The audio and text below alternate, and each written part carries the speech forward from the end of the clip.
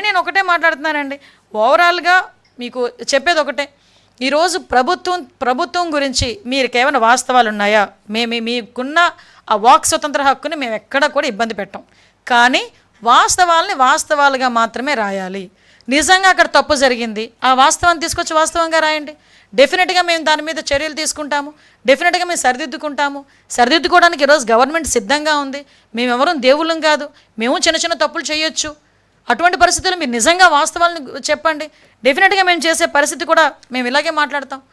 అంతే తప్పించి అవాస్తవాలను వాస్తవాలుగా చిత్రీకరించడానికి ఒక దండుపాలెం బ్యాచ్ లాగా కొంతమందిని బయటకు తీసుకొచ్చి ఇదే పనిగా సోషల్ మీడియాలో పోస్టులు పెట్టించి, సోషల్ మీడియాలో నోటుకొచ్చినట్టు మాట్లాడించి, తిరిగి మహిళల గురించి కించపరిచేటట్టు మాట్లాడించి, రెచ్చగొట్టే విధంగా మాట్లాడించి, ప్రజల్ని మభ్యపెట్టడానికో అభద్రతా భావానికి గురి చేయడానికో గనక ప్రయత్నం చేస్తే డెఫినెట్గా లీగల్గా మేము యాక్షన్ తీసుకుంటాం.